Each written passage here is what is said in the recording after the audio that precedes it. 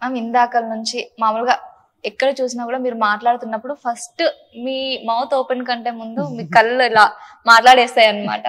మా కోసం రాముని పోజెస్ కానీ కొంచెం క్లాసికల్ మూమెంట్స్. రాముల వారి గురించి చెప్పేటప్పుడు రామాయణంలో యాక్చువల్లీ శ్లోకం ఒకటి ఉంటుంది. ఎలా రాముల వారి క్యారెక్టర్ ఒకరే, బట్ నవరసాలు ఆయనలో చూస్తామని. నవరసాలు కూడా రాముడి క్యారెక్టర్లో కనపడతాయి. ఎలా అంటే సీతమ్మని చూసినప్పుడు శృంగారం, తర్వాత ఒక్కొక్క క్యారెక్టర్లో ఈ శూర్పణఖ ఎపిసోడ్ వచ్చినప్పుడు ఒక రసం పలికిస్తారు. తర్వాత పాపం చేయాలంటే, తప్పుడు పని చేయాలంటే ఆయన ఆయన ఆయన అనుభవించేటటువంటి ఆ జుగుప్స.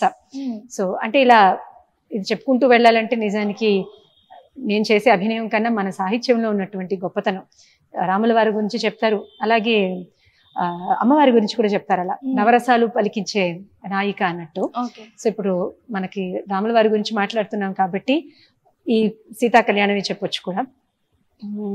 పవనజ స్తుతి పాత్ర పావన చరిత్ర రవి సోమవర నేత్ర రమణీయ గాత్ర సీతా కళ్యాణ వైభోగమే రామ కళ్యాణ వైభోగమే.